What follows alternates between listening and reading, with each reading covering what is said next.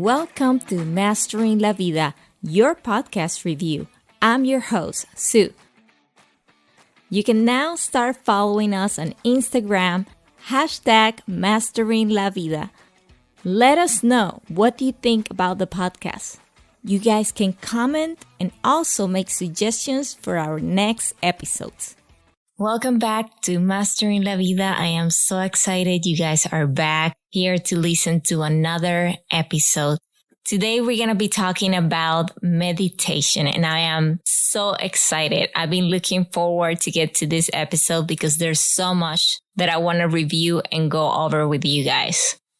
To start this podcast, I actually wanted to let you know that there's an episode before this one that talks about yoga. And yoga, meditation, and pranayama were together. So if you have the time to go back and listen to the episode of yoga, it will be great because in that way we can go ahead and go over all this as a sequence. The sequence is yoga is the first step, meditation is the second one, and pranayama will be the next episode. So all three of them are tied together. That is the reason why I wanted you to go ahead and check out the episode before this one, which is episode 3 that talks about yoga. That being said, let's go ahead and start with all of the frequent questions that comes out whenever we're talking about yoga and meditation and all of this stuff. So what is meditation?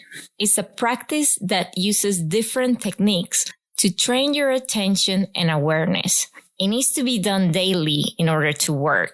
Now, if you skip one day or two, nothing's going to happen. You can still go back to it. But in order for it to have a fully effect, you need to continue doing it on a daily basis. What do you get when you meditate? What do you get out of it? And the answer to this question is that you achieve a mentally clear and emotional calm. I'll give you an example. About 2 days ago, I had a yoga class that I was going to teach, and I was going to have another yoga teacher from France who's going to be teaching this class with me. She was going to be the advanced part and I was going to be the beginner because I don't have a lot of experience in yoga yet. So she decided she wanted to join me and I said, that's awesome. It sounds great. We created this marketing and we went over a little marketing video where she was going to be telling all my followers that she was going to be online. Well, what happened was that she went into the interior of the country in France. And she didn't have a good Wi-Fi connection in order to provide the class. So when we made the test the day before the class, nothing was working. It was very bad. We couldn't even connect together. So at this point, the previous me wouldn't probably be very upset or very frustrated about the situation, because I was really looking forward to have her in the yoga and meditation class. But the person that I am today wasn't even upset. I was so understandable about her situation and I didn't even get mad. As soon as she let me know that she was having all of these issues, I actually put myself in her shoes and I was like, don't worry about it. It's not a big deal. I'm just going to be very honest, tell everyone what is currently happening with your internet connection. And I'm sure everybody's going to be very understandable and we just wait. And when you come back, we can go ahead and do the class together and no problem. So that is an example of what you actually get when you meditate. This part of calmness in you just gets revealed and you get to be in this level where things go way much smoother than what they used to do before. That is just an example that I can give you, that I can assure you that is one honest opinion of my daily routines, my daily life. The way I take things now is completely different from the way I was doing them before. So here's another question. It says, what does it feel to meditate? So I get this question often. Is meditation like when you fall asleep? That's one of the questions I get asked all the time. And the answer is no. I'm going to explain with my own words what I feel when I meditate. Remember that this is my honest opinion. It has nothing to do with what somebody else might be feeling. I'm just going to tell you what I feel. I start with breathing exercises to help calm myself down. It depends if I just finished a workout or if I'm in the middle of a day that is very hectic or if I started my morning and it didn't start to feel too good. So I start with breathing exercises. Depending on the day, it might be more intense or less. Now, depending on the meditation, it can vary from vibrations, sounds, voice, or simple silent. That's also depending on my day because I do several different types of meditations and mostly I experiment because I have to tell you guys what works for me and what doesn't work for me. Once I enter the stage of meditation, my body starts feeling heavy. Especially I can notice my hands, they get super heavy. Like my hands, for some reason, it's like they're connected to the mat. It's really your body, your whole body's feeling heavy. From there, I start falling in a sense of sleep, but I am awake. I am completely aware that I am awake. I am not sleeping. I can imagine things if I'm going over guidance meditation, or I can simply stay in a space of nothing. From there, depending on the time, I wake up from my meditation from a sound of a bell or by simply moving my fingers very slowly, waking up my body without opening my eyes. I always cover my eyes with a piece of cloth or something to feel it heavy. I don't know why I like that feeling. Something to keep my eyes also very dark so no light comes in because I usually do meditation during daytime as well. At last, I take that off and I uncover my eyes to the light. After I'm done, there's a time of calmness surrounding me for some time. So I usually try to take it easy after meditation. I go ahead and grab some tea and I can probably sit in the backyard and relax for a couple of minutes. I usually have a routine in the mornings for my meditation, sometimes at 6:30, sometimes at 6:45, sometimes at 7. I think 7 is like the latest for me. It depends if I have a class to teach early in the morning or not, or if I need to get prepared for anything else. But usually 6:30 is my time of starting. As soon as I wake up and I open my beautiful eyes, I'm like, I'm ready to go meditate. I grab my thing, put on a bathrobe that I have that is very cozy. And I go on my mat, I lay down, I put some oil that is called energy oil. It smells like orange. It's a really, really nice smell. I love it. I rub it on a little bit. I grab my piece of clothes, put it on top of my eyes, and I go into meditation. After I'm done with my meditation, I get up, go make me some tea. I usually drink and love matcha. So I make me some matcha tea. And then after that, I grab it and I go into the backyard and I sit down and enjoy the sun for a little bit with my dog. My kids, because we are on vacations right now, are waking up around 8:30 because they sleep a little late. That's basically my routine for the mornings and for my morning meditations. I probably go over some other stuff later on with you guys, but that's basically a routine that I have for every single morning. To the next question, what meditation is right for me? I think finding the right meditation is a key to your success. If you start a meditation and it doesn't make you feel good, then that meditation might not be the right one for you. During my yoga school in June, we practiced meditation every day at 5 a.m. my time. I was very fortunate to have an excellent teacher. His name is Lakiram Basleo. He's from India and he introduced me to new meditations. The mantra meditation, yoga nidra, guided meditation, chakras meditation, candlelight meditation, and the Osho Kundalini meditation. And that sounds exciting. I will give you a little more history about these meditations later on this podcast. I'm not going to go over every single meditation I have practiced, but I will give you a review of the ones I have continued and the reason why. I will also review the ones that I personally didn't enjoy as much. And of course, I will let you know the reasons why I didn't enjoy them. When I give this review, it's not to stop you from trying this meditation. It's mainly to give you an idea of what I have personally experienced and an honest opinion that might lead you to try it yourself and make your own judgment. I didn't review yoga this way because I have loved every single class I have taken in yoga. They are all so different and they all work on targeting different areas of yoga. But for meditation, I do have some that I prefer on a daily basis and some that will depend on my mood or the situation I might be dealing with at the moment. That being said, let's start this review. First, I will start with the ones I absolutely love and I cannot live without it anymore. Number 1 is guided meditation. This meditation is one of the most popular of all. I think it's because the way you use your imagination to get through the meditation stage is fascinating for me. I have a lot of imagination, but this one really works for me. If you go to YouTube, you'll find many guided meditations related to physical well-being, manifesting, abundance, weight loss, relationships, and even COVID-19. The list is endless.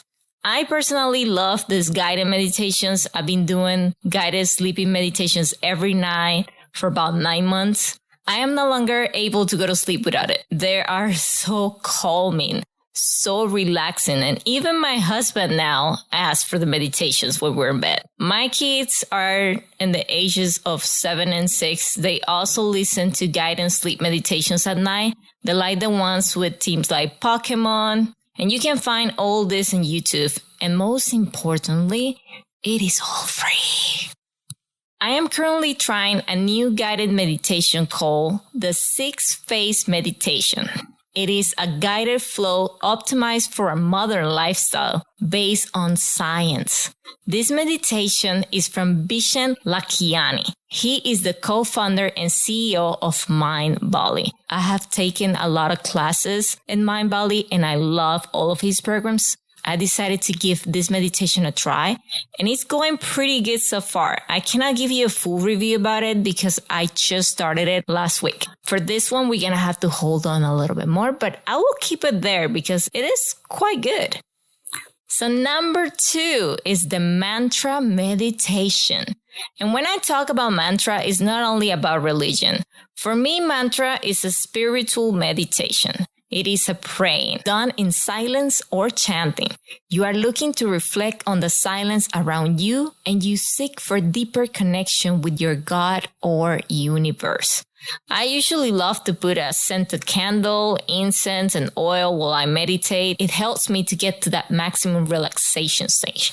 I have practiced this type of meditation even before I knew that this was called a meditation. When I was a little girl, we used to pray every single day at morning and afternoon before bed when we eat. So my grandma was very religious, so we had to pray all the time. And that has not changed much. I still practice praying, and as a family, we give thanks for our food every day as we sit down to eat dinner together from Monday through Friday. We're usually very laid back with the weekends. We might end up having a Monopoly dinner tournament, so it gets intense on the weekends. So our third meditation that I recommend and absolutely love and cannot live without is the movement meditation. And this might seem as a surprise because when you think movement, like meditation is not about moving, but stop it right there. Let me do the talking. You guys know I am a dancer and I need movement. Well, if you didn't know, you know now. And I need movement in my life every single day. The Osho Kundalini meditation is part of the movement meditations. I absolutely love this meditation.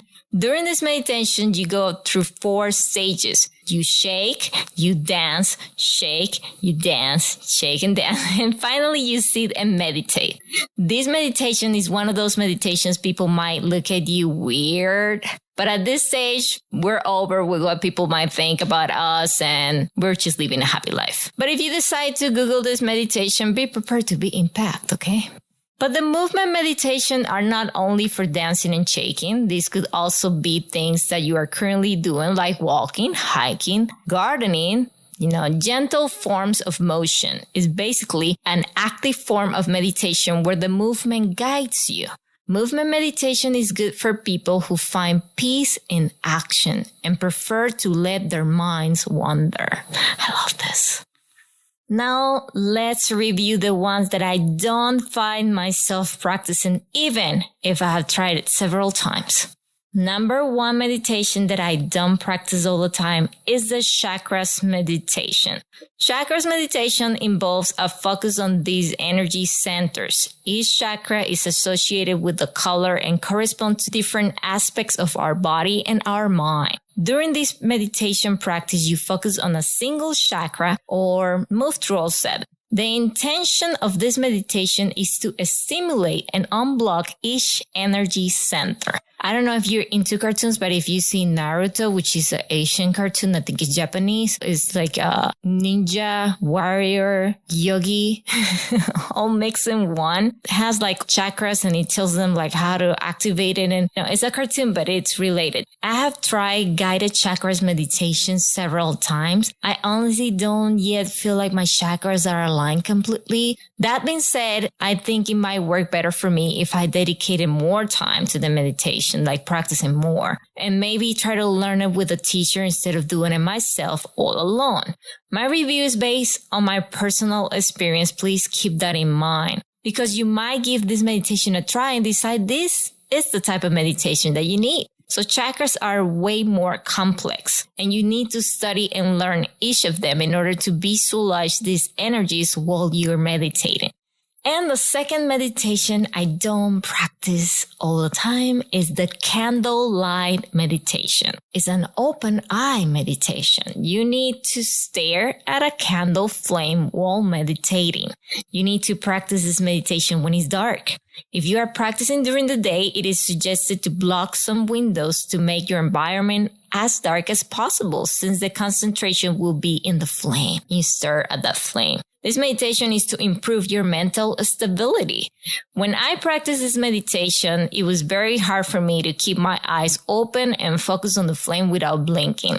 I tried holding my eyes with my fingers to keep them open and to see if in this way I could experience the magic of this meditation. My eyes were watering and then it became strange. I honestly don't dislike this meditation. I just feel like it was very difficult for me to keep myself concentrated on the flame. With all of these reviews, my only intention is for you to give any of these meditations a try, even the ones that I didn't enjoy as much. Why? Because meditation can help lower blood pressure, reduce anxiety, decrease pain, ease symptoms of depression, improve your sleep, help you study, and overall make you a more aware and mindful person. It does take a trial and error until you find the ones that fits you, but it is completely worth it. And most important, this is all free. You can find tons of meditations online. And if time is what concerns you, there are 5-minute meditations available for beginners. That is a start that will lead you to new beginnings. Meditation is the medicine of the future. Listen to my words today, because you will listen to this in the future and you will remember, I remember when Sue told me this. Meditation is the medicine of the future. And those words are not mine. Those words are from experts that have scientifically proved that meditation works. Meditation will be embraced in works and in schools in the future, not too far away. And that being said, this is the end. Thank you so much for listening to this 4th episode of Mastering La Vida. I am extremely happy that you are taking a little time of your day and week to come and learn from my experiences. Don't forget to share the words with others. People said that we humans learn faster by teaching others the same things we are learning. Try a new meditation or start for the first time. If you need more advices or suggestions for your meditations, please feel free to contact me. I cannot wait to hear from you. Until next time.